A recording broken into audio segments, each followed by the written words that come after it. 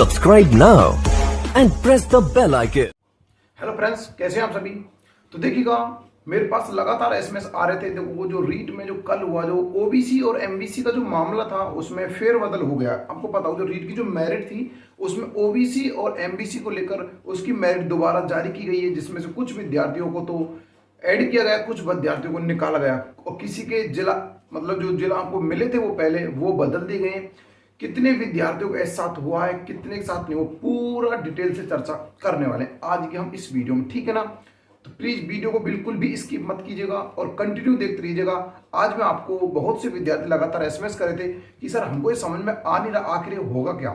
तो मैं आज आपको पूरा क्लियर समझाने जा रहा हूँ कि आपके साथ क्या होने वाला, इसमें क्या क्या आपको कंडीशन बन सकती है, ठीक है ना। तो प्लीज साथियों देखिएगा, आज का जो वीडियो को बहुत ज्यादा इंपॉर्टेंट वीडियो आपके लिए बन जाएगा, क्योंकि जो विद्यार्थी डीओबी की वजह से रह चुके हैं उनके लिए तो बहुत ज्यादा इंपॉर्टेंट है। क्योंकि अब आज का जो मेरिट, जो हमारा कल का जो मेरिट था, उसमें जो ओबीसी और एमबीसी वाले थे उनके लिए विशेष तौर पर बहुत ज्यादा इंपॉर्टेंट वीडियो बनने वाला। बाकी अन्य कैटेगरी पर इसका कोई प्रभाव नहीं पड़ा। बाकी हम जनरली बात करें, ईडब्ल्यूएस की बात करें और एससी की एसटी का हम बात करें, इन कैटेगरी पर इस पर कोई भी कैसा भी प्रभाव नहीं पड़ा। प्रभाव पड़ा सिर्फ और सिर्फ एमबीसी और ओबीसी पर, ठीक। इसी में आज हम चर्चा करने वाले हैं। तो देखिएगा, क्या मैं आपको बताना चाहूंगा। देखो, जो लगातार जो बच्चों को क्वेश्चन आ रहे थे वो ये आ रहे थे, ओबीसी और एमबीसी का मामला क्या था। देखो, अगर मैं आपसे बात करूं, देखो जो हमारे जो विद्यार्थी थे, जो रीट के अंदर सेलेक्ट विद्यार्थी थे, जिनका सिलेक्शन हुआ था, वो कितने विद्यार्थी थे। टोटल विद्यार्थी 11,000, वो थे 11,244 विद्यार्थी। लेकिन सीट जो अपनी थी वो थी 11,500। कितनी थी? 11,000, मतलब 500 अपनी सीट थी टोटल। यहाँ पर 11,500 इतने विद्यार्थियों को इसमें सेलेक्ट किया गया था। इनमें से जिला जो आवंटन किया गया था ना, यानी कितने विद्यार्थियों को जिला आवंटन किया गया था, वो किया गया था हमारे 11,213 विद्यार्थी। कितने? 11,213 विद्यार्थियों को जिला आवंटित किए गए थे। देखो, यहाँ पर भी शिक्षा विभाग ने, देखो एक तो ओबीसी और एमबीसी कोटे की बात थी, यहाँ पर भी गलती करी शिक्षा विभाग ने, और ये गलती यहाँ पर कर दी। देखो, सेलेक्ट तो इसमें करे थे 201, मतलब 11,244, और जो बच्चों को जिला आवंटित किए वो 11,213 आवंटित किए थे। अब यहाँ पर जो 31 बच्चे जो शेष बच जाते, 31 बच्चे, अब 31 जो बच्चे शेष बच चुके, इन बच्चों को उन्होंने आज सुबह, यानी कि आज सुबह लगभग हम कह सकते सुबह इन्होंने जारी करा। आज जो उन्होंने ये जारी करा, 31 बच्चों की लिस्ट और आई आपकी, 31 बच्चों की। देखो, इन 31 बच्चों की आपकी लिस्ट आई, ठीक है ना। इन 31 बच्चों की लिस्ट और आ चुकी है, अब इनको भी इनमें शामिल कर लेगा। एक गलती शिक्षा विभाग ने यहाँ कर दी। अगर दूसरी बात करें तो वो बात आती है, देखो आपकी ओबीसी और एमबीसी वाली।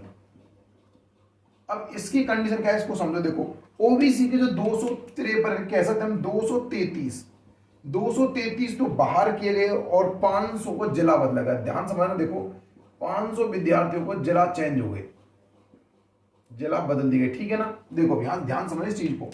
जो ओबीसी के जो विद्यार्थी थे और एमबीसी के, अब क्या हुआ था, जो एमबीसी वाले विद्यार्थी थे, पहले इनको 1% कोटा था 2018 वाले भर्ती में, उसके बाद इनका कोटा हो गया वर्तमान में 5%, ठीक है ना। और उसी प्रकार एमबीसी को भी अपने आप में देखो, इसका 1%, अब एमबीसी को उस टाइम 4%, सॉरी ओबीसी को 4% आरक्षण था, ठीक है ना। समझो इस चीज को, जब एमबीसी में 1% 2018 वाली भर्ती में, तब इनको 4% था आरक्षण। वर्तमान में इनको 5% कर दिया। तो यहाँ पर भी जो इनका जो आरक्षण था, जो टोटल जो आरक्षण था ओबीसी वालों का, इसमें 5% आरक्षण एमबीसी का था। तो क्या हुआ था, अब की बार जो एमबीसी वाले जो विद्यार्थी थे ना, 233 विद्यार्थी ओबीसी कैटेगरी से लग गए थे। समझना, 233 विद्यार्थी जो थे एमबीसी वाले, वो ओबीसी कैटेगरी से लग चुके थे, यानी ओबीसी कैटेगरी में उनका सिलेक्शन हुआ था। अब क्या हुआ था, अब इन जो ओबीसी वाले विद्यार्थी, इन्होंने ऑब्जेक्ट बनाया, जब इनको अलग से 5% आरक्षण दे रखा है, तो भाई इन विद्यार्थियों को बाहर किया जाए। बिल्कुल सही बात, इन विद्यार्थियों को बाहर किया जाए। तो इसी वजह से देखो, ओबीसी वाले जो एमबीसी वाले जो विद्यार्थी 5% जिनको आरक्षण दिया था, उनको 233 विद्यार्थियों को ओबीसी में से निकालकर उनको एमबीसी कैटेगरी में डाल दिया, जो खुद की कैटेगरी है एमबीसी, इसमें डाल दिया। देखो, ओबीसी से निकालकर 233 विद्यार्थियों को एमबीसी में डाल दिया। एमबीसी की जो कट ऑफ थी, देखो पहले एमबीसी कट ऑफ गई थी 127, कितनी गई थी? 127 पर गई थी कट ऑफ इसकी। अब इसकी कट ऑफ इन विद्यार्थियों इसमें डालो जो विद्यार्थी कट ऑफ के लगभग अंतिम चरण में थे। जैसे कह सकते हैं कोई विद्यार्थी 1 महीने से पहले लगे, जिसकी कट ऑफ बराबर, मान लो जो अंक थे निर्धारित 127 थे, जिसमें भी कट ऑफ थी मान लो 92 थी, तो उसके 92 में कुछ महीने ऊपर है, तो जो ऐसे विद्यार्थियों को बिल्कुल नीचे निम्नतम थे स्तर पर, वो निकाल दिए गए। तो इनकी जो कट ऑफ है ना वो ऐड होगी, इसमें जो कट ऑफ है वो ऐड होगी, 2 अंक इनकी बढ़ चुकी है कट ऑफ।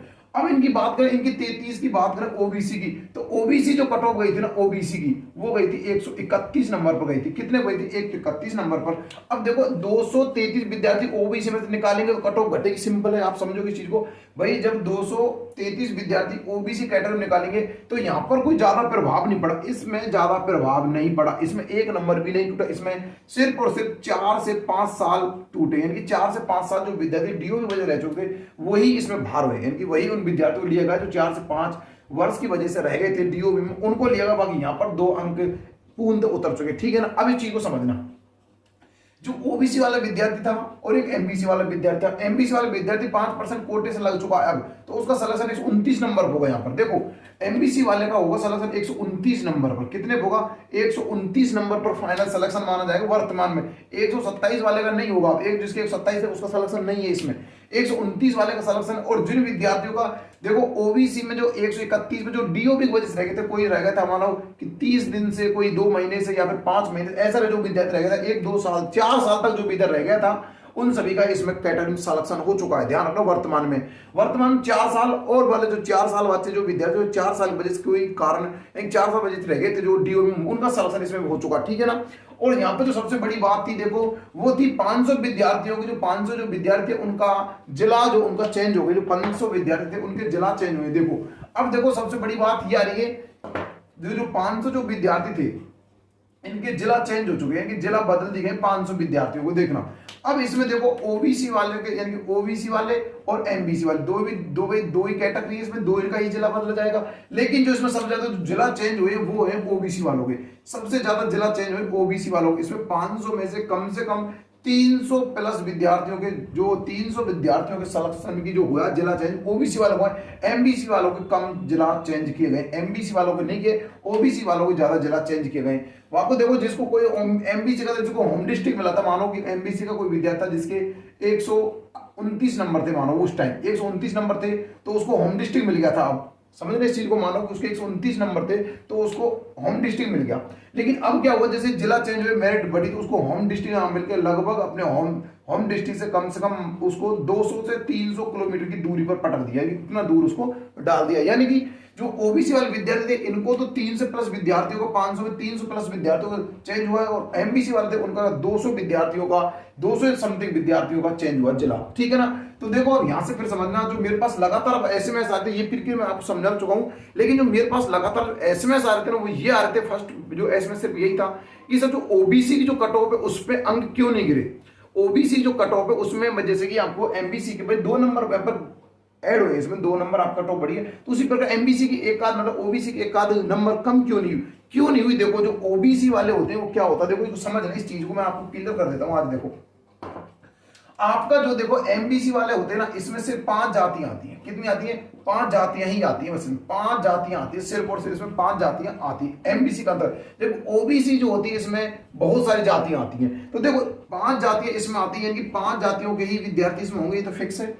अब देखो एमबीसी में इतने विद्यार्थी नहीं थे जितने ओबीसी में विद्यार्थी थे, तो ओबीसी में जो विद्यार्थी डीओबी की वजह से रहे थे ना, डीओबी की वजह से, जो डीओबी की वजह से वो विद्यार्थी ओबीसी में रहे थे वो कम से कम हजारों की संख्या में थे। वो विद्यार्थी ओबीसी कैटेगरी के अंतर्गत जो डीओबी में रहे थे वो विद्यार्थी हजारों की संख्या में थे, जबकि यहाँ पर ऐसा कुछ नहीं था। यहाँ पर तो सिर्फ 300 समथिंग विद्यार्थी ऐसे थे जो डीओबी में रहे थे बस। इसमें तो मैं बताना चाहूंगा जो ओबीसी में जो विद्यार्थी वो हजारों की संख्या में रहे थे, अब की बात डीओबी में बहुत सारे विद्यार्थी जिनके डीओबी में रह चुके थे, बहुत सारे विद्यार्थी लगातार एसएमएस आते हैं, तो मुझे पता लगता है कि जो डीओबी में रहे तो ओबीसी के बहुत सारे विद्यार्थी, सबसे कम जो डीओ में रहे वो एसटी वाले थे, सबसे कम डीओबी में एसटी वाले रहे थे सबसे कम, क्योंकि और सबसे जो कह सकता हूं सबसे ज्यादा डीओ में रहे वो ओबीसी ही वाले रहे थे, जो डीओबी में डेट ऑफ बर्थ वजह से रहे थे ओबीसी वाले रहे थे। इसलिए मैं बताना चाहूँ यहाँ पर ओबीसी के जो एक अंक पर भी कह सकता हूँ एक अंक पर बहुत सारे विद्यार्थी, इसलिए इसका अंक नहीं टूटा, इसमें ऐड हो गई इसलिए क्योंकि इसमें विद्यार्थी कम थे, ठीक है ना।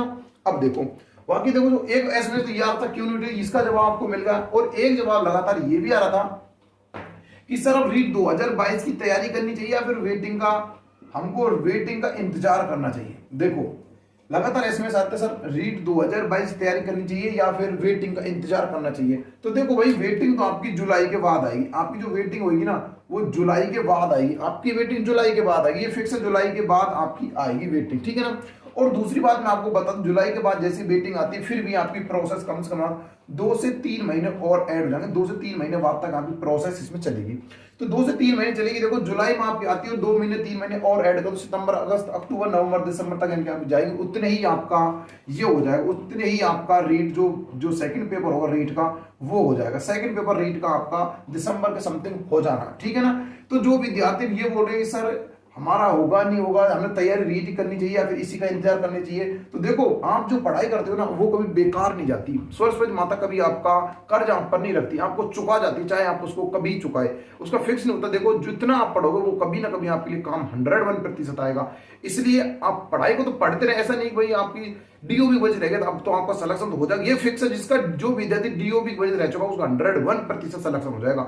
आज चाहे आप मुझे इस बात को लिखवा के ले सकते हो, जो विद्यार्थी डीओबी वजह रह चुका उसका 101% 2021 रीट में सिलेक्शन होगा, इस बात को आप मुझे लिखवा सकते हो मेरे से।